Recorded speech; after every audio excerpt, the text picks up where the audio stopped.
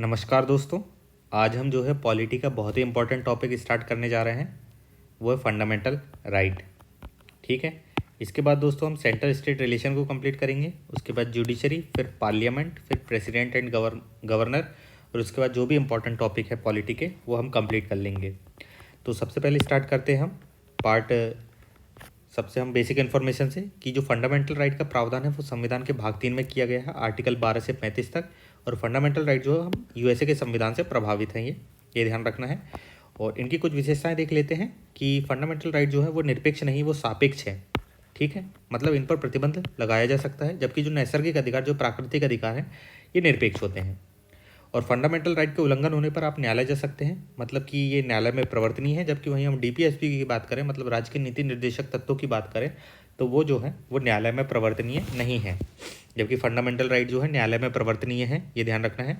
अधिकांश जो fundamental right है वो नकारात्मक है। नकारात्मक कहने का मतलब है यहाँ पर इनका वे ऑफ एक्सप्रेशन, मतलब कहने का तरीका इनका नेगेटिव है, मतलब ये राज्य को कुछ करने से मना कर रहे हैं। ठीक है, तो ये नकारात्मक है। अधिकांश फंडामेंटल राइट जो है इनका जो वे ऑफ एक्सप्रेशन है वो नेगेटिव है। दोस्तों अगला जो पॉइंट है वो एग्जाम के दृष्टिकोण से बहुत ही इंपॉर्टेंट है कि जो फंडामेंटल राइट है वो राज्यों के विरुद्ध नागरिकों को दिए गए अधिकार हैं। तो आपको ये पॉइंट हमेशा याद रखना है कि फंडामेंटल राइट जो है वो राज्यों के विरुद्ध नागरिकों को दिए गए अधिकार हैं, जबकि कुछ फंडामेंटल राइट जो है वो निजी व्यक्ति के विरुद्ध भी हैं। ठीक है, यहाँ से क्वेश्चन बनता है और पहले बना भी है पीवाईक्यू, उसमें आप देखेंगे तो पता चलेगा आपको कि फंडामेंटल राइट प्रावधान करते हैं किसके, राज्य के विरुद्ध नागरिकों के अधिकार का। ठीक है, अगला है कि संविधान जो है फंडामेंटल राइट के लिए विशेष संरक्षण प्रदान करता है। जैसे कि आर्टिकल 32 जो है इसमें एक प्रावधान किया गया है कि अगर फंडामेंटल किसी भी व्यक्ति के फंडामेंटल राइट का हनन होता है तो वो डायरेक्ट जो है सुप्रीम कोर्ट जा सकता है। ठीक है, और आर्टिकल 32 अपने आप में क्या है, मूल अधिकार है, ये ध्यान रखना है। और फंडामेंटल राइट जो है उसका संशोधन बिल्कुल संभव है, और लेकिन इसके संशोधन की प्रक्रिया थोड़ी जटिल है। इसमें दोनों सदनों का विशेष बहुमत चाहिए होता है, ये ध्यान रखिएगा आप। और इनका निलंबन केवल राष्ट्रीय आपात में ही संभव है, वैसे नहीं। और राष्ट्रीय आपात में भी 2021 को छोड़ के बाकी सभी का निलंबन हो सकता है, लेकिन 2021 का निलंबन नहीं होगा। और इनमें से कुछ फंडामेंटल राइट जो केवल नागरिकों को प्राप्त हैं उनमें से है 15, 16, 19, 29 और 30। ये केवल और केवल नागरिकों को प्राप्त है, या आप याद कर लीजिएगा 15, 16, 19, 29, 30 जो है वो केवल नागरिकों को प्राप्त है। बाकी जो है नागरिकों के साथ साथ अन्य व्यक्ति को भी प्राप्त है।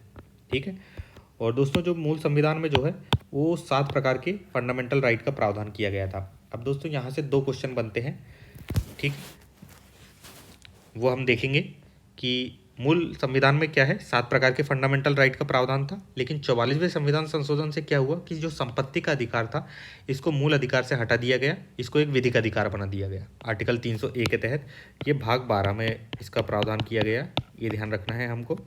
ठीक है, तो यहाँ से क्वेश्चन क्या बनेगा कि सबसे पहले जब संविधान पारित हुआ, मतलब कि 26 नवंबर 1949 को कुछ संविधान पारित हुआ था, फिर 26 जनवरी 1950 को पूर्ण तरीके से पारित हो गया संविधान। तब जो है फंडामेंटल राइट जो है 7 प्रकार के फंडामेंटल राइट थे, उसमें से जब 44वां संविधान संशोधन हुआ तो वहाँ से संपत्ति के अधिकार को हटा दिया गया। याद रखना है कि पहला क्वेश्चन बनेगा कि संपत्ति के अधिकार को कब हटाया गया, तो वो है 44वें संविधान संशोधन के माध्यम से संपत्ति के अधिकार को हटा दिया गया। दूसरा क्वेश्चन बनेगा कि संपत्ति का अधिकार अब कौन सा अधिकार है, तो अब एक विधिक अधिकार है, आर्टिकल 300A के तहत भाग 12 में। ठीक है, तो वर्तमान में कुल 6 प्रकार के फंडामेंटल राइट बचे हैं। समता का अधिकार, समानता का अधिकार आर्टिकल 14 से 18 तक है, स्वतंत्रता का अधिकार आर्टिकल 19 से 22 तक, शोषण के विरुद्ध अधिकार आर्टिकल 23 से 24 तक, धार्मिक स्वतंत्रता का अधिकार जो है आर्टिकल 25 से 28 तक है, संस्कृति एवं शिक्षा का संबंधी अधिकार जो है आर्टिकल 29-30 में है, संवैधानिक उपचारों का अधिकार आर्टिकल 32 में है। तो दोस्तों अब हम आर्टिकल देखते हैं। आर्टिकल 12 दोस्तों ये जो है राज्य की परिभाषा इसमें दी गई है, आप इसको डिटेल में देखना चाहें तो लक्ष्मीकांत या फिर बियर एक्ट में देख लीजिए। हम उन्हीं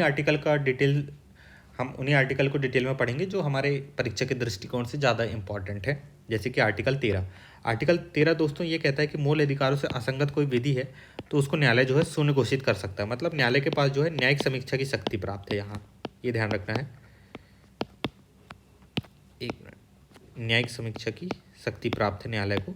आर्टिकल 13 के तहत कि मूल अधिकारों से असंगत कोई विधि है तो न्यायालय जो है उस विधि को शून्य घोषित कर सकता है। यहाँ पर दोस्तों एक बात ध्यान रखनी है कि न्यायालय जो है कंप्लीट विधि को शून्य घोषित करना जरूरी नहीं है न्यायालय के लिए। जैसे कि ये मान के चलिए ये विधि है और विधि का जो 40% पोर्शन है ये मूल अधिकारों से असंगत है, तो इसी 40% को वो क्या है शून्य घोषित करेगा। बाकी की 60% विधि जो है यथावत रहेगी, उसमें कोई दिक्कत वाली बात नहीं है।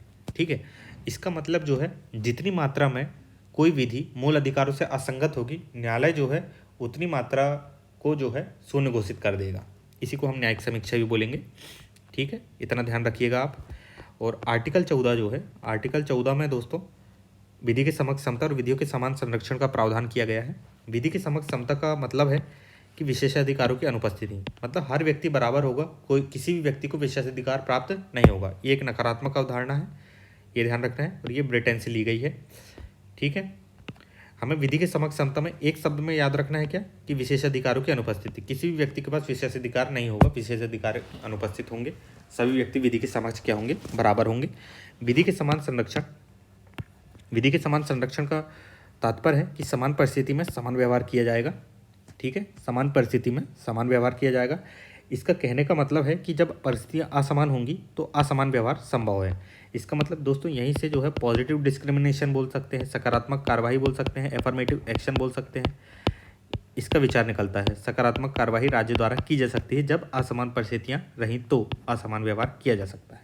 ठीक है, और इसका मतलब जो है विधियों के समान संरक्षण जो है ये एक सकारात्मक अवधारणा है और ये यूएसए से ली गई है। ठीक है दोस्तों, डाइसी ने जो है विधि के शासन का विचार प्रस्तुत किया और इसने इसकी 3 अवधारणा प्रस्तुत करी। ये ध्यान रखना है हमको, 3 अवधारणा प्रस्तुत करी, जिसमें से विधि के समक्ष समता को विधि के शासन का मूल तत्व बताया इसने। और इसकी जो 3 अवधारणा थी ये देख लेते हैं। पहले इसने प्रस्तुत किया कि विधि के उल्लंघन पर ही दंड दिया जाना चाहिए। दूसरी है कि विधि के समक्ष होना चाहिए, मतलब सब बराबर होना चाहिए, किसी के पास विशेषाधिकार नहीं होना चाहिए। तीसरा है व्यक्तिगत अधिकारों की प्रमुखता की बात करी डाइसी ने। दोस्तों यहाँ पर इंपॉर्टेंट है एग्जाम के दृष्टिकोण से, कभी आपको भारतीय व्यवस्था के हिसाब से विधि का शासन का लगे और डाइसी के हिसाब से, दोनों में थोड़ी सी भिन्नता है, वो यहाँ पर समझना जरूरी है कि डाइसी ने बोला था कि व्यक्तिगत अधिकारों की प्रमुखता होनी चाहिए, जबकि भारतीय व्यवस्था में ये डाइसी के तीसरे विचार को ये एक्सेप्ट नहीं किया गया है। भारतीय व्यवस्था में क्या है कि भारत में संविधान ही व्यक्तिगत अधिकारों का स्रोत है। ठीक है, यहाँ पर व्यक्तिगत अधिकारों की प्रमुखता बोल रहा है और यहाँ पर है संविधान की प्रमुखता है हमारे यहाँ, ये ध्यान रखना है। ठीक है, मतलब हमारे यहाँ व्यक्तिगत अधिकारों का स्रोत संविधान है, ये थोड़ा डिफरेंस है। और डाइसी की ये 3 संकल्पना है विधि के शासन की, उसमें से हमने तीसरी को एक्सेप्ट नहीं किया है। भारत में जो है संविधान ही व्यक्तिगत अधिकारों का स्रोत है, ये ध्यान रखना है। सुप्रीम कोर्ट ने आर्टिकल 14 में जो है विधि के शासन को क्या डिक्लेयर किया है, मूल ढांचे का भाग बताया है, और इसमें जो है संशोधन संभव नहीं है, ये ध्यान रखना है। आर्टिकल 14 के दोस्तों कुछ अपवाद हैं, ये जल्दी से देख लेते हैं हम, कि जैसे कि राष्ट्रपति एवं राज्यपाल जो है अपने किए गए कार्य के प्रति न्यायालय में जवाबदेह नहीं होंगे। ठीक है, और राष्ट्रपति एवं राज्यपाल अपनी पदावधि के दौरान, यहाँ पर दोस्तों पदावधि के दौरान ये शब्द इंपॉर्टेंट है, पदावधि के दौरान, यहाँ पर पदावधि के पश्चात नहीं, पदावधि के पश्चात नहीं बोला जा रहा है। इसका मतलब ये जो उन्मुक्ति प्राप्त है ये रामनाथ कोविंद जी को प्राप्त नहीं है अभी, क्योंकि वो पूर्व राष्ट्रपति हो चुके हैं। अभी ये उन्मुक्ति केवल केवल द्रौपदी मुर्मू जी को प्राप्त है। ठीक है, पूर्व राष्ट्रपति को नहीं, जो वर्तमान राष्ट्रपति हैं उनको, वर्तमान राज्यपाल है उनको। इसलिए यहाँ पर बोला गया पदावधि के दौरान न्यायालय में कोई आपराधिक कार्यवाही प्रारंभ नहीं होगी, ये ध्यान रखना है। और पदावधि के दौरान ही गिरफ्तारी या कारावास के लिए न्यायालय से कोई प्रक्रिया प्रारंभ नहीं होगी, ये भी ध्यान रखना है। और सिविल मामला स्टार्ट करने से पहले 2 माह पूर्व सूचना देनी होगी, उसके बाद ही सिविल कार्यवाही प्रारंभ होगी। ठीक है, अगला अपवाद है संसद सदस्य या विधानमंडल सदस्य जो है, जो सदन में जो भी कार्रवाई होती है, अगर उनकी सत्य कार्यवाही का प्रकाशन अगर कोई सदस्य करवाता है तो उसके खिलाफ ना तो सिविल कार्रवाई की जाएगी ना तो क्रिमिनल कार्रवाई होगी, ये ध्यान रखना है। आर्टिकल 105 संसद सदस्य द्वारा कही गई किसी भी बात में, अगर संसद जो है अपने सदन में, संसद सदस्य जो है संसद में मतलब सदन में या फिर समिति में कुछ अपने विचार प्रस्तुत करते हैं तो उनके खिलाफ वो न्यायालय में कोई जवाबदेह नहीं है, न्यायालय में किसी भी प्रकार की उनकी कार्यवाही नहीं होगी। इसी प्रकार आर्टिकल 194 में विधानमंडल सदस्यों को भी ये उन्मुक्ति प्राप्त है। और अगली उन्मुक्ति है विदेशी राजदूत को लेकर, इनके खिलाफ भी दीवानी एवं फौजदारी मुकदमे नहीं चलते, और साथ में संयुक्त राष्ट्र संघ एवं इसकी एजेंसी को भी प्राप्त है, तो ये ध्यान रखना है आर्टिकल 14 में। इनके अपवाद विशेषकर राष्ट्रपति एवं राज्यपाल, यहाँ पर विशेषकर पदावधि के दौरान जो है ये ध्यान रखना है, और सिविल मामलों में ये भी ध्यान रखना है। ठीक है, अगला हम स्टार्ट करते हैं आर्टिकल 15। आर्टिकल 15 दोस्तों कहता है कि राज्य जो है केवल धर्म, जाति, लिंग, मूलभूत जन्म स्थान को लेकर विभेद नहीं करेगा किसी नागरिकों के बीच। ठीक है, मतलब यहाँ पर बोला गया है कि इन 5 आधारों पर, केवल इन 5 आधारों पर राज्य जो है धर्म हो गया, जाति हो गया, लिंग हो गया, मूलवंश हो गया, जन्म स्थान हो गया, इनको लेकर भेदभाव नहीं करेगा। इसका मतलब यहाँ पर केवल कहने का मतलब है कि केवल इन 5 आधारों पर विभेद संभव नहीं है, लेकिन अन्य आधारों पर विभेद संभव है इन 5 के अलावा, जैसे कि निवास स्थान के आधार पर विभेद संभव है आर्टिकल 15 के हिसाब से। ठीक है, अब आर्टिकल 15 के दोस्तों कुछ अपवाद भी हैं जो आर्टिकल 15(3), 15(4) और 15(6) में दिए गए हैं। आर्टिकल 15(3) ये कहता है कि राज्य यदि चाहे तो महिला एवं बच्चों के लिए, वुमेन एंड चाइल्ड के लिए विशेष उपबंध कर सकता है, जैसे कि महिला के लिए आरक्षण व्यवस्था, जैसे कि हमने देखें कि स्थानीय निकायों में 1/3 जो है आरक्षण जो है दिया गया है, तो वो आर्टिकल 15(3) का ही विशेष प्रावधान है कि राज्य जो है वुमन के उत्थान के लिए, मतलब महिला सशक्तिकरण के लिए कुछ प्रावधान कर सकता है। ऐसे ही चाइल्ड के, बच्चों के लिए भी कर सकता है, जैसे कि निःशुल्क शिक्षा का प्रावधान बच्चों के लिए किया है। ठीक है, तो ये आर्टिकल 15(3) के ही है, मतलब सकारात्मक भेदभाव किया जा रहा है यहाँ पर, पॉजिटिव डिस्क्रिमिनेशन, अफर्मेटिव एक्शन लिए जा रहे हैं। ठीक है, आर्टिकल 15(4) में 2 आधार दिया गया है, एक सामाजिक एवं शैक्षणिक आधार पर पिछड़े नागरिकों को एवं अनुसूचित जाति एवं जनजाति के लिए विशेष उपबंध कर सकता है राज्य, और ये 15(4) वाला प्रावधान जो है फर्स्ट कॉन्स्टिट्यूशन अमेंडमेंट 1951 के माध्यम से जोड़ा गया है। यहाँ पर ये विशेष ध्यान रखना है कि यहाँ पर 2 आधार दिए गए हैं, सामाजिक एवं शैक्षणिक रूप से पिछड़े हुए। ठीक है, सामाजिक एवं शैक्षणिक 2 आधार, यहाँ पर आर्थिक आधार नहीं है। इसका मतलब जो पिछड़े नागरिक हैं और SC और ST के लिए जो विशेष उपबंध होंगे वो सामाजिक एवं शैक्षणिक आधार पर होगा। ठीक है, यहाँ पर भी पॉजिटिव डिस्क्रिमिनेशन हो सकता है, अफर्मेटिव एक्शन राज्य के द्वारा लिए जा सकते हैं। और 15(6) यहाँ पर आर्थिक बोला गया है, इकोनॉमिक वीकर सेक्शन के लिए विशेष उपबंध करेगा राज्य। यहीं पर आर्टिकल 15 समाप्त होता है दोस्तों। यहाँ पर विशेष ध्यान रखना है 15(3), 15(4), 15(4) में 2 आधार, सामाजिक एवं शैक्षणिक। ठीक है, और 15(6) में इकोनॉमिक। और अगला है आर्टिकल 16। आर्टिकल 16 ये बोलता है कि लोक नियोजन के विषय में अवसर की समता होगी, मतलब सरकारी नौकरी में सभी बराबर होंगे, कोई ऊपर और नीचे नहीं होगा। और राज्य जो है, अब दोस्तों यहाँ पर बारीकी को समझना है हमको कि आर्टिकल 15 में 5 आधार बोला गया था, धर्म, जाति, लिंग, मूलवंश, जन्म स्थान, जबकि जो आर्टिकल 16 है इसमें 7 आधार बताए गए हैं। एक तो ये आर्टिकल 15 वाले 5 आधार तो हैं ही, साथ में 2 आधार एक्स्ट्रा जुड़े हैं, निवास और वंश परंपरा। ठीक है, ये ध्यान रखना है हमको। आर्टिकल 16(1) ये बोलता है कि लोक नियोजन में सभी नागरिक जो हैं, सभी नागरिकों पर अवसर की समता होगी, मतलब equal opportunity for every citizen, मतलब सभी नागरिकों के पास अवसर की समता होगी, ये ध्यान रखना है।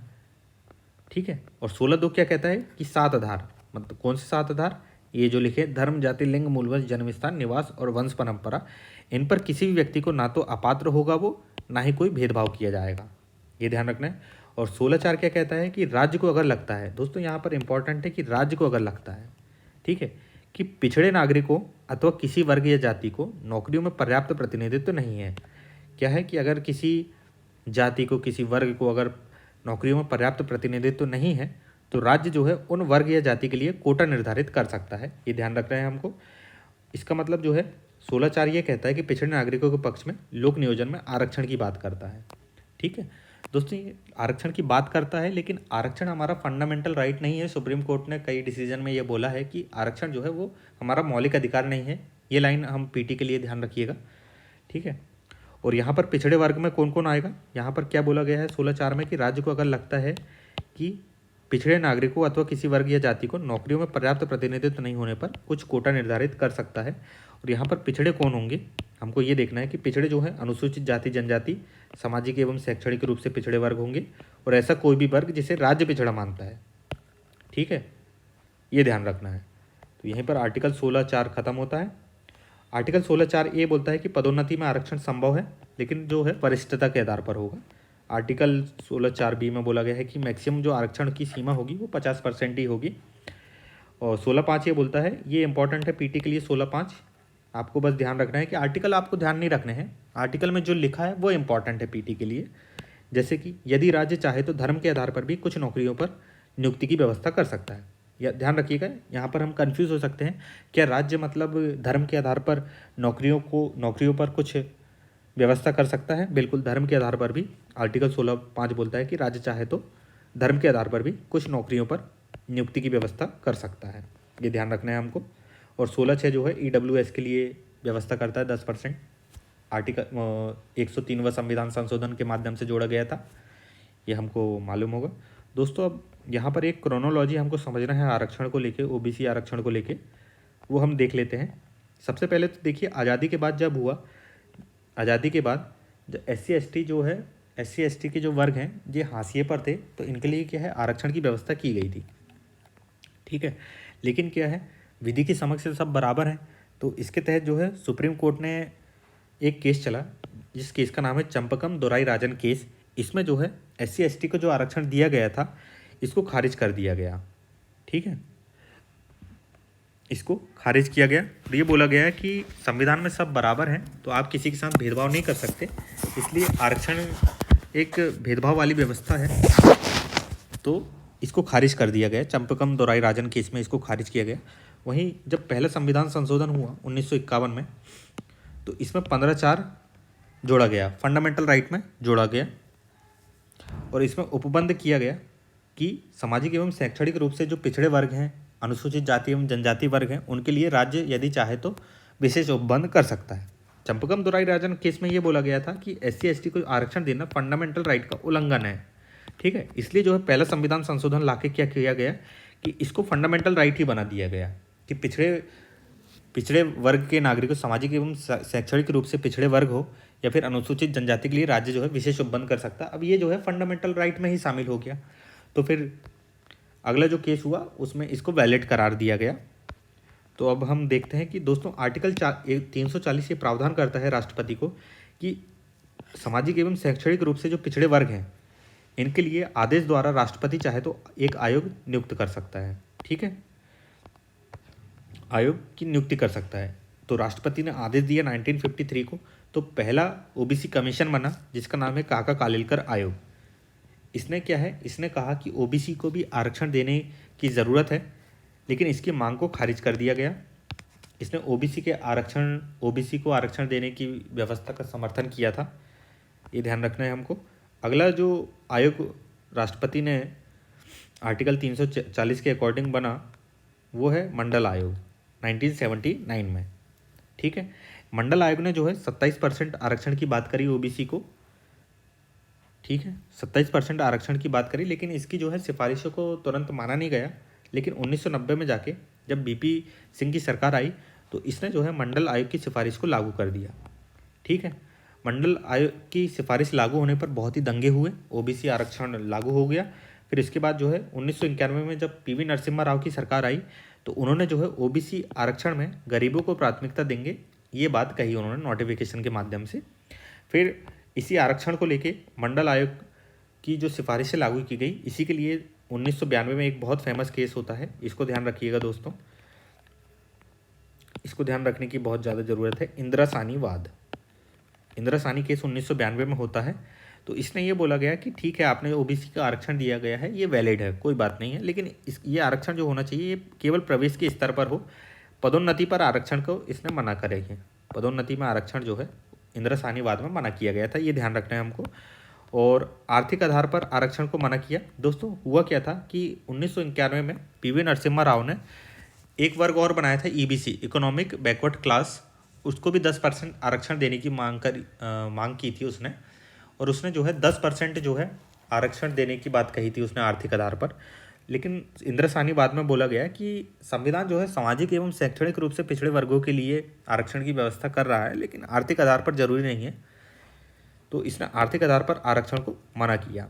और इसने इंदिरा सानी वाद में कहा गया कि अधिकतम सीमा जो है 50% होगी आरक्षण की, इससे ज़्यादा राज्य जो है नहीं दे सकता। और इसने जो है क्रीमी की बात कही, और साथ में इंदिरा सानी केस में कहा गया कि OBC के लिए एक आयोग के गठन की मांग करी, मतलब national commission for backward classes के गठन की बात कही इसने। तो इसी के बाद जो इंदिरा सानी के बाद ही एक रामनंदन कमेटी बैठती है, वो उसने क्रीमी लेयर की पहचान के लिए कि मतलब कौन क्रीमी लेयर है OBC में, उसकी पहचान की जाए, और जो नॉन क्रीमी लेयर में है उनके लिए आरक्षण की व्यवस्था की जाए। इसके लिए जो है रामनंदन समिति बैठी, इसने क्रीमी लेयर की पहचान करी और 1993 में एक आयोग का गठन किया गया, वो है ओबीसी कमीशन बोलते हैं, NCBC commission, national commission for backward class, पिछड़ा वर्ग आयोग। इसने जो है अगड़ी और पिछड़ी जाति का निर्धारण किया कि अगड़ी जाति कौन है, पिछड़ी जाति कौन है, ठीक है। और दोस्तों ओबीसी कमीशन जब बना था 1993 में, ये सांविधिक था। सांविधिक कहने का मतलब है कि इसका संविधान में प्रावधान नहीं है, इसका जो गठन है वो विधि के माध्यम से किया गया है, ये ध्यान रखिएगा। फिर 77वें संविधान, जब इंद्रसानीवाद में बोला गया कि पदोन्नति में आरक्षण संभव नहीं है, तो फिर 77वें संविधान संशोधन पारित किया गया और इसके माध्यम से पदोन्नति में आरक्षण कहा गया कि पदोन्नति में भी आरक्षण की व्यवस्था होगी। फिर 85वां संविधान संशोधन पारित किया गया, इसमें बोला गया कि जो पदोन्नति में आरक्षण है वो वरिष्ठता के आधार पर दिया जाएगा, ठीक है। फिर इसके बाद जो है 2006 में एक केस होता है नागराजन वाद, इसमें जो है पदोन्नति में आरक्षण को वैलिड करार दिया गया, ठीक है। और लेकिन सुप्रीम कोर्ट ने जो है 3 दिशा निर्देश दिए। ये तीनों दिशा निर्देश दोस्तों आपके पीटी के लिए हो, चाहे मेंस के लिए हो, चाहे ऐसे को लिखने के लिए हो, ये इम्पॉर्टेंट है। ये पूरी कहानी जो है, इसने सुप्रीम कोर्ट ने 3 दिशा निर्देश दिए पदोन्नति में आरक्षण के लिए कि पदोन्नति में आरक्षण तभी दिया जाए जब उस वर्ग का पर्याप्त प्रतिनिधित्व नहीं हो, ठीक है। पर्याप्त प्रतिनिधित्व नहीं हो तभी पदोन्नति में आरक्षण मिलना चाहिए। और दूसरा हो कि पदोन्नति में आरक्षण तभी दिया जाए जब आपके पास कोई आंकड़े हों कि उनका उस वर्ग का पर्याप्त प्रतिनिधित्व नहीं है, इसके जो आंकड़े ये रहे तो आप उसमें दे सकते हैं, क्वालिफाइड डेटा होना चाहिए। और तीसरी बात यह है कि प्रशासन की दक्षता प्रभावित नहीं होनी चाहिए इससे। आर्टिकल 335 के अंतर्गत जो इससे जो है प्रशासनिक दक्षता प्रभावित नहीं होनी चाहिए, ये ध्यान रखना है हमको, ठीक है। इसका मतलब इंदिरासानी में तो पदोन्नति में आरक्षण को खारिज किया गया, वहीं जो है नागराजनवाद में जो है पदोन्नति में आरक्षण को सही करार दिया गया, लेकिन इसके लिए 3 दिशा निर्देश दिए। इन तीनों दिशा निर्देशों को याद रखना जरूरी है कि उस वर्ग का पर्याप्त प्रतिनिधित्व नहीं हो तभी पदोन्नति में आरक्षण दिया जाए, और सत्यापित आंकड़े हो, क्वालिफाइड डेटा हो, साथ में 335 के अंतर्गत प्रशासनिक दक्षता प्रभावित नहीं होनी चाहिए इससे। और इसके बाद फिर 2018 में जर्नैल सिंह वाद होता है। इसमें यह कहा गया कि नागराजन वाद में रखे 3 आधार में से एक आधार जो क्वालिफाइड डेटा वाला है, इसके बिना भी आरक्षण दिया जा सकता है, ठीक है। इसके बिना भी मतलब पदोन्नति में आरक्षण संभव है, इसको वैध माना है जर्नैल सिंह वाद में। मतलब कि ये जो दूसरा वाला है सत्यापित आंकड़े, इसकी ज़रूरत नहीं है। जर्नैल सिंह में ये बोला SC/ST को पदोन्नति में आरक्षण दे सकते हो, इसके लिए डेटा की ज़रूरत नहीं है। और साथ में जर्नैल सिंह वाद में ये बहुत ही महत्वपूर्ण बात बोल दी गई कि SC/ST के लिए भी क्रीमी लेयर की संभावना की जाँच की जाए, ठीक है। ये बहुत ही इंपॉर्टेंट है दोस्तों, ये कहानी आप ध्यान रखिएगा, ये पूरी स्टोरी और इसकी क्रोनोलॉजी एक बार देख लीजिएगा। रटने की ज़रूरत नहीं है, बस आप एक बार पढ़ेंगे तो आपको चीज़ें आपके दिमाग में सेट हो जाएंगी, ठीक है। जैसे कि काका कालेलकर आयोग बना, फिर मंडल आयोग बना, मंडल आयोग की सिफारिशें लागू हुई, इंदिरासानी वाद हुआ, उसके बाद जर्नैल सिंह वाद हुआ, उसके बाद इंदिरासानी वाद के बाद मतलब नागराजन वाद हुआ, फिर जर्नैल सिंह वाद हुआ। ये आपको क्रम ध्यान रखना चाहिए कि और किस वाद में क्या बोला गया, जिससे आपको क्या है आपकी आंसर राइटिंग में बहुत हेल्प मिलेगी, साथ में आप ऐसे लिखने में भी मतलब बहुत हेल्प मिलेगी इनसे। और संविधान संशोधन 102वां संविधान संशोधन हुआ, इसके माध्यम से जो NCBC था, national commission for backward class, इसको संवैधानिक दर्जा दे दिया गया। इसका मतलब जो सांविधिक संस्था के रूप में जो आयोग का गठन किया गया था पिछड़े वर्ग के लिए, अब उसको संवैधानिक दर्जा मिल चुका है 2018 में 102वें संविधान संशोधन के तहत। और 103वें संविधान संशोधन में EWS के लिए प्रावधान किए गए, इकोनॉमिक वीकर सेक्शन के लिए 10% आरक्षण की व्यवस्था की गई, ये ध्यान रखना है।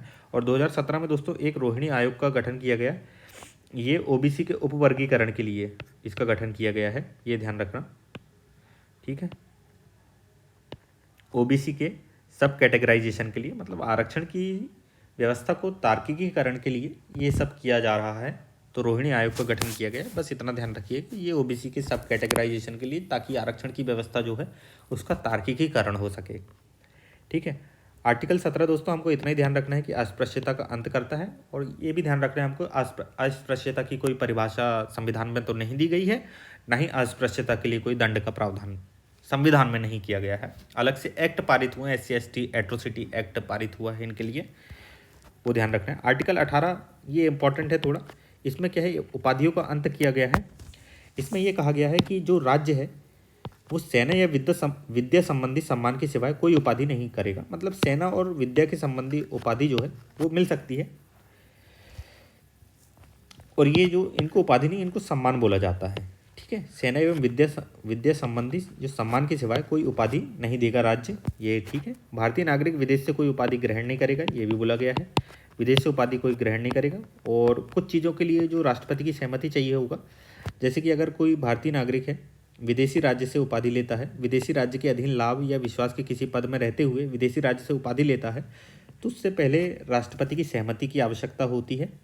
और यदि भेंट और उपलब्धि या पद कोई मिलता है तो इसके लिए भी मतलब राष्ट्रपति की सहमति अनिवार्य हो जाती है। आप ये पढ़ लीजिएगा। और सुप्रीम कोर्ट ने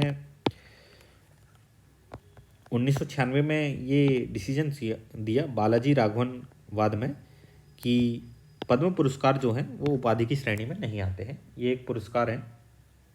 ठीक है, ये ध्यान रखना है हमको। उपाधियों का अंत जो है आर्टिकल 18 में किया गया है। सेना और विद्या संबंधी सम्मान जो है दिया जा सकता है, विदेश से उपाधि ग्रहण नहीं कर सकते। और राष्ट्रपति की सहमति किस में चाहिए रहेगी, ये आप पढ़ लीजिएगा इसमें। ठीक है, अब आर्टिकल 19 में आता है। आर्टिकल 19 बहुत ही इंपॉर्टेंट है प्रीलिम्स, मेंस और ऐसे के दृष्टिकोण से भी। आर्टिकल 19 जो है वाक एवं अभिव्यक्ति की स्वतंत्रता का प्रावधान करता है। दोस्तों इसमें टोटल 6 प्रकार की स्वतंत्रता है। एक जो है पहले संपत्ति का अधिकार इसमें शामिल था, उसको समाप्त कर दिया गया है। इसमें आर्टिकल 19(1)(a) वाक एवं अभिव्यक्ति की स्वतंत्रता की बात करता है। बी जो है बिना हथियार के शांतिपूर्वक सम्मेलन की स्वतंत्रता की बात करता है। सी जो है संघ बनाने की स्वतंत्रता की बात करता है, और सहकारी समिति के गठन की भी बात करता है। ठीक है, आर्टिकल 19(1)(d) जो है भारत के राज्य क्षेत्र के सर्वत्र अबाध संचरण की बात करता है, कि आप राज्य क्षेत्र के भीतर जो है कहीं भी घूम सकते हैं आराम से बिना किसी बाधा के। 19(1)(e) जो है भारत के राज्य क्षेत्र के किसी भी भाग में निर्बाध घूमने या बस जाने की स्वतंत्रता की बात करता है। 19(1)(f) जो है समाप्त कर दिया गया है। 19(1)(g) जो है व्यापार या कारोबार की स्वतंत्रता इसमें शामिल की गई है। 1(f) जो है समाप्त कर दिया गया है। F for finish, G for मतलब G में व्यापार होगा। दोस्तों अभी मतलब आपने देखा होगा कि इंटरनेट को सुप्रीम कोर्ट ने एक फंडामेंटल राइट डिक्लेयर किया है। इसमें 19(1)(a) और 19(1)(g) के तहत इसको फंडामेंटल राइट डिक्लेयर किया गया है। 19(1)(a) के तहत कि मतलब आप इंटरनेट के माध्यम से अपनी वाक एवं अभिव्यक्ति की स्वतंत्रता, वो है वाक एवं अभिव्यक्ति की स्वतंत्रता का अधिकार है व्यक्ति को, इसलिए वो आर्टिकल 19(1)(a) के तहत। और आर्टिकल 19(1)(g) के तहत ये बोला गया है सुप्रीम कोर्ट के द्वारा कि इंटरनेट के माध्यम से व्यापार एवं वाणिज्य की स्वतंत्रता भी तो है भाई, अपने व्यापार बढ़ाने की स्वतंत्रता है। ठीक है, ये ध्यान रखिएगा आप। अगला है 97th कॉन्स्टिट्यूशन अमेंडमेंट, जो आपने मतलब 19(1)(c) पढ़ा। इसमें अमेंडमेंट किया गया था कि सहकारी समिति के गठन की भी स्वतंत्रता होगी। और 44th कॉन्स्टिट्यूशन अमेंडमेंट 19(1)(f) समाप्त कर दिया गया, मतलब संपत्ति के अधिकार को समाप्त कर दिया गया 1978 में। और ये अब संपत्ति का अधिकार एक कौन सा है, एक विधिक अधिकार है भाग 12 में 300(a) के अंडर में। ठीक है, आर्टिकल 19(2) दोस्तों, जहाँ पर आर्टिकल 19(1) जो है वो 6 टाइप की स्वतंत्रता की बात करता है, वहीं आर्टिकल 19(2) दोस्तों ये जो है इन पर युक्तियुक्त निर्बंधन, रीजनेबल रेस्ट्रिक्शन लगाता है। आर्टिकल 19(2) जो है युक्तियुक्त निर्बंधन, टोटल 8 आधार पर इन 6 टाइप की स्वतंत्रता का जो है रेस्ट्रिक्शन है, इस पे निर्बंधन है, वो देख लेते हैं। इन 6 स्वतंत्रता पर, इन 8 आधारों के आधार पर प्रतिबंध लगाया जा सकता है। इन 8 आधारों को प्रीलिम्स के दृष्टिकोण से याद रख लीजिएगा आप। ठीक है, जैसे कि पहला भारत की प्रभुता एवं अखंडता, राज्य की सुरक्षा, इनको याद करने की ज़रूरत नहीं, आप 1-2 बार पढ़ेंगे आपके दिमाग में ऑटोमेटिक ये चीज़ें चली जाएंगी। ठीक है, तो पहला आधार है भारत की प्रभुता एवं अखंडता के आधार पर इन 6 स्वतंत्रताओं पर प्रतिबंध लगाया जा सकता है। राज्य की सुरक्षा के आधार पर भी लगाया जा सकता है, विदेशी राज्य के साथ मैत्रीपूर्ण संबंध के आधार पर, लोक व्यवस्था के आधार पर, सदाचार और नैतिकता के आधार पर, न्यायालय की अवमानना के आधार पर, मानहानि के आधार पर, और अपराध उद्दीपन, कोई अपराध की प्रेरणा दे रहा है उसके आधार पर भी। ठीक है, इनका उद्देश्य क्या है युक्तियुक्त निर्बंधन लगाने का? इनका उद्देश्य है कि सामाजिक हितों का संरक्षण हो एवं नागरिकों के अधिकारों के प्रयोग की सीमा का निर्धारण हो सके। ठीक है, मतलब नागरिकों के अधिकारों के प्रयोग की एक सीमा होनी चाहिए, मतलब अनलिमिटेड नहीं है, वो एक लिमिटेड है। ठीक है, और दोस्तों ये मेंस के लिए कुछ हैं मेंस के लिए हो, अब आप जब भी अगर मीडिया